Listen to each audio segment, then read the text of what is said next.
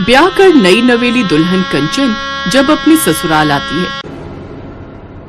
बहू, ये है तेरा भरा पूरा ससुराल। ससुराल? हे भगवान, ये मेरी ससुराल है? मुझे तो ऐसा लग रहा है जैसे मैं किसी मेले में आई हुई हूँ। कंचन की सास उसे उसके पूरे ससुराल वालों से मिलवाती है। इनके पैर छू बहू, ये तेरे ससुर जी हैं, और वो सबसे बड़े जेठ जी और ये जेठानी, और इनसे मिल, ये दोनों तेरी ननद हैं और वो तीनों तेरे देवर। कुछ देर बाद वो आराम करने अपने कमरे में जाती है, जहाँ पहले से ही उसकी जेठानी के बच्चे उसके बिस्तर पर उछल कूद कर रहे थे। कुछ देर बाद उसकी ननद उसके कमरे में आती है। अरे बच्चों, तुम सब यहाँ क्या कर रहे हो? चलो अब चाची को आराम करने दो। अच्छा भाभी, माँ ने कहा है सुबह 5 बजे उठकर नहाकर पूजा पाठ कर लेना। वो कल आपकी पहली रसोई है ना, इसलिए। जी ठीक है दीदी। अगली सुबह तड़के उठकर कंचन तैयार हो जाती है। फिर अपनी पहली रसोई में सबके लिए कई तरह के पकवान बनाती है। अरे वाह कंचन बहू, तुमने तो काफी सारे पकवान बनाए हैं और खुशबू भी बड़ी लाजवाब आ रही है। लेकिन तुमने पराठे नहीं बनाए क्या? बनाए हैं ना जेठानी जी, पूरे 30 आलू के भरे हुए पराठे बनाए हैं। जानती हूँ थोड़े ज्यादा है, लेकिन आप देखना मेरे हाथ के बनाए हुए रायता बूंदी और कोफ्ते की सब्जी के साथ ये सब यूं ही चट हो जाएंगे। क्या कहा तुमने? 30 पराठे? अरे ये तो आधे से आधे परिवार के लिए भी नहीं होंगे। यहाँ तो नाश्ते में ही 100 पराठे रोज बनते हैं। 100 पराठे? और नहीं तो क्या, देख नहीं रही कितना बड़ा परिवार है, ऊपर से सबकी डाइट भी अच्छी है। हे भगवान, मैंने तो अपनी पहली रसोई का खाना बनाया था, लेकिन ये तो मुझसे अब पूरी बारात का खाना बनवा रहे हैं। क्या सोच रही है? देर मत कर, सब खाने पर आते ही होंगे। फिर ये तेरे 30 पराठे तो यूं ही चट हो जाएंगे कि पता भी नहीं चलेगा, और फिर तुझे आटा लगाने तक का भी टाइम नहीं मिलेगा। अब पहली रसोई में तो तुझे सब अकेले ही करना है। गर्मी के मौसम में कुछ ही देर में वो पसीने से तरबतर होने लगती है। उफ, ये पूरे कुनबे के लिए 100 पराठे का दुख पहले क्या कम था, जो ये गर्मी की मार भी मुझे झेलनी पड़ रही है। बाय गॉड, ससुराल में पहले दिन ही ऐसा लग रहा है जैसे जिंदगी झंड हो गई हो मेरी। माँ, आज तुम्हारी सचमुच बहुत याद आ रही है। वो अकेले में बड़बड़ाए जा रही थी, तभी उसकी छोटी ननद पुष्पा वहां आती है। क्या हुआ भाभी, 1 घंटे से आप रसोई में खड़ी हो, लेकिन अभी तक आपसे 100 पराठे भी नहीं बने। बाहर सारे पराठे खत्म हो गए हैं। खत्म हो गए? ये लोग इंसान है या जानवर जो बस चरे ही जा रहे। ये लोग मुझे बहुरानी बनाकर लाए या नौकरानी? इतनी जल्दी जल्दी तो कोई रोबोट भी रोटियां नहीं बना पाएगा। हे भगवान, ये कहाँ फंस गई मैं। ऐसे ही उसे 3 घंटे लगातार किचन में खड़े हुए बीत जाते हैं। उसका सारा मेकअप पसीने में बह चुका होता है। बस अभी अब और पराठे नहीं चाहिए। ये सुनते ही कंचन के प्राण में प्राण आते हैं। थैंक गॉड, मेरी पहली रसोई की रस्म पूरी हुई। अब कम से कम इसके बाद मुझे यूं 100 पराठे अकेले तो नहीं बनाने पड़ेंगे। शाम को सब औरतें कंचन की मुंह दिखाई के लिए उसके घर आती हैं। अरे बहू की नैन नक्श तो अच्छी है, दिखने में भी सुंदर है, लेकिन इसका चेहरा इतना मुरझाया हुआ क्यों है? अब नाश्ते में ही 100 पराठे बनवाएंगे तो चेहरा तो मुरझाएगा ही ना। जी कुछ नहीं, शादी ब्याह की रस्मों में तो बच्चे थक ही जाते हैं। वैसे भी आपको तो पता है आजकल के बच्चों का कितने नाजुक होते हैं। वाह भाई सासू माँ, चिट भी मेरी पट भी मेरी। वाह वाह वाह वाह। उस रात मुंह दिखाई की रस्म काफी देर तक चलती है, जिस कारण कंचन थक जाती है। उफ, ना जाने ये कैसा पेट है इन लोगों का। ऐसा करूंगी, सुबह नाश्ते में मैं सबके लिए इडली सांभर और पोहा बना दूंगी। हाँ ये ठीक रहेगा, वो जल्दी भी बन जाएगा और इस तरह मैं 100 पराठे बेलने से बच जाऊंगी। अगली सुबह कंचन सबके लिए नाश्ते में इडली सांभर और पोहा बनाकर तैयार कर देती है। ये क्या नाश्ते में भला ये इडली सांभर और पोहा कौन खाता है भाई? नहीं नहीं, हमें तो पराठे ही खाने। जब तक 10-15 पराठे खाकर डकार ना आ जाए तब तक तो समझो पेट भरा ही नहीं जी। ये इडली सांभर तो हमारे दांत के नीचे भी ना आए। ठीक कहा, छोटी बहू जाओ, जाकर सबके लिए पराठे बनाकर ले आओ। जी माँ जी। गुस्से में कंचन रसोई में जाती है। इतने अच्छे दिल से मैंने इनके लिए नाश्ता बनाकर रखा था, लेकिन वो सारा खराब हो जाएगा। जब इन सबको पराठे ही खाने थे तो पहले ही बोल देते, कम से कम यूं गर्मी में खड़े रहकर पसीना तो नहीं बहाना पड़ता। कंचन फिर जल्दी से ढेर सारा आटा गूंथती है और पूरे 2 घंटे बाद 100 पराठे बनाकर तैयार कर लेती है और सबको सर्व करती है। लेकिन इस तरह वो काफी थक जाती है। इसी तरह वो दिन भर काम में लगी रहती। ऐसे ही रात का समय आता है। कंचन सबके लिए दाल चावल बनाकर तैयार कर देती है। अरे ये क्या बहू, तूने सिर्फ दाल चावल बनाए हैं? इसके साथ थोड़े बहुत पराठे भी बना लेती।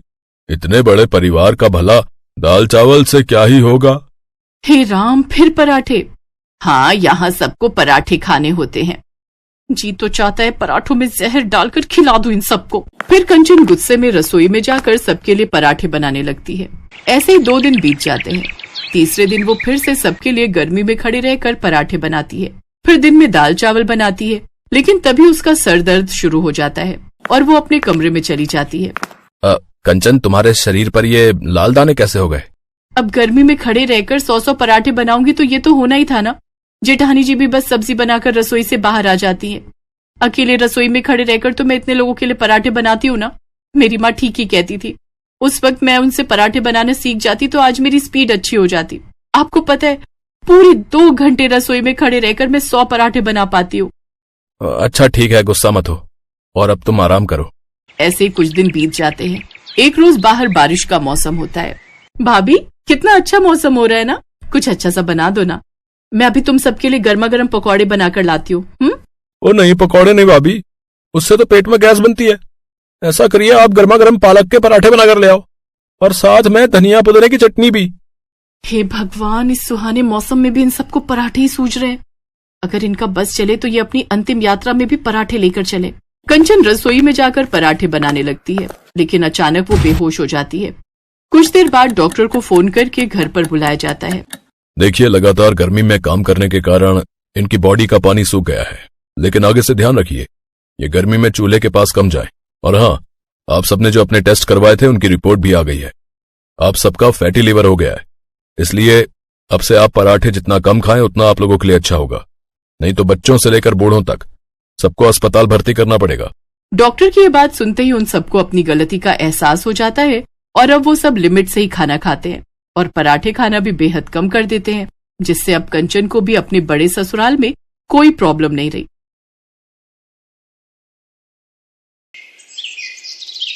मौली एक अनाथ और गरीब परिवार की विदेशी लड़की थी, जिसे एक हिंदुस्तानी लड़का अपने प्यार के झांसे में फंसाकर इंडिया ले आया और कुछ दिनों बाद ही उसका पैसा लेकर भाग गया। ओह गॉड, ही चीटेड मी। अब मैं कहाँ जाऊंगा? यहाँ तो मैं किसी को नहीं जानता। उसने हमको धोखा दिया। अगर वो मुझे मिल जाए तो मैं उसका मर्डर कर दूं। मौली अकेले बैठकर रो रही थी, तभी वहां से गुजर रहे एक लड़के मनीष ने उससे कहा, अब क्या हुआ? तुम क्यों रो रही हो? मुझे बताओ, क्या मैं तुम्हारी कोई हेल्प कर सकता हूँ? मौली ने उसे सारी बात बताई कि कैसे एक लड़का उसे धोखे से इंडिया ले आया और उसके सारे पैसे लेकर उसे धोखा देकर भाग गया। ओह, सो सैड। अब वैसे तुम चाहो तो मेरी कंपनी में काम कर सकती हो। मेरी कंपनी में बहुत से लोग काम करते हैं। तुम अच्छे पैसे भी कमा लोगी और साथ में रहने की जगह भी तुम्हें मिलेगी। ओके। मनीष उसे अपने साथ ले आया और उसे नौकरी के साथ साथ रहने के लिए सर्वेंट रूम भी दिया। मौली जल्दी सारा काम सीख गई। मनीष भी उसके काम से बड़ा ही खुश हुआ। मौली अच्छे से अपना काम करने लगी। उसे वहां काम करते हुए 1 साल हो गया और उसकी वजह से कंपनी को अच्छा खासा मुनाफा हुआ। साथ में काम करते करते मौली और मनीष एक दूसरे के काफी करीब आ गए और एक दिन मनीष ने मौली को शादी के लिए प्रपोज कर दिया। इस 1 साल में मौली तुम मेरे काफी करीब आ गई हो। मेरा तो तुम्हारे बिना रह पाना भी मुश्किल है। क्या तुम हमेशा हमेशा के लिए मेरी जिंदगी का हिस्सा बनोगी? Will you marry me? Marry? तुम अच्छे से जानते हो ना मनीष, मैं एक अनाथ हूँ और ऊपर से गरीब भी। मुझे इन सब बातों से कोई फर्क नहीं पड़ता मौली। मैं बस इतना जानता हूं कि तुम मेरी जिंदगी और इस कंपनी की मालकिन हो। और रही बात घर की, तो वो इतना बड़ा है कि तुम सोच भी नहीं सकती। पूरे 100 रूम्स हैं मेरे घर में। इसके बाद मनीष उसे ब्याह कर अपने घर ले आया, जहां उसकी माँ कमला उससे कहती है, अरे मनीष बेटा, ये तुम किस परकटी को उठा लाए? माँ, ये तुम्हारी बहू है और मैं इससे प्यार करता हूँ। अच्छा, प्यार तो तुम कुत्तों से भी करते हो, तो क्या उससे भी शादी कर लोगे? ना ओढ़ने पहनने का ढंग, और ये बाल तो देखो, परकटी कहीं की। मैं तो नहीं मानती इसे अपनी बहू। सासू माँ, हमको अपना लीजिए, हम तुमको शिकायत का एक मौका नहीं दूंगा। हे राम, ये कैसे बात कर रही है? अगर किसी ने सुन लिया तो मेरी तो कॉलोनी में नाक ही कट जाएगी। बहू, तू जल्दी से अंदर आ। मौली अपनी नाराज सास के साथ अंदर आ गई और 100 कमरों का घर देखकर तो वो हैरान ही रह गई। इतना बड़ा घर, मुझे तो लगता है मैं इसमें कहीं खो ही ना जाऊं। तुम भी ना मौली, बड़ी मजाकिया हो। अगले दिन कमला मौली को आवाज देते हुए कहती है, अरे बहू उठो, आज तुम्हारा पहला दिन है। इंडिया में इतनी देर तक नहीं सोते, उठो और जल्दी से कुछ मीठा बनाओ। जी जी सासू मॉम, मैं अभी नहा के आया।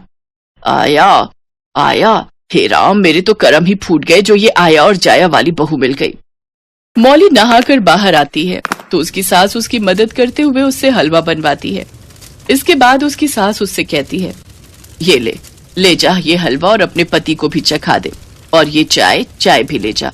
मनीष को सुबह उठते ही गरम चाय चाहिए होती है।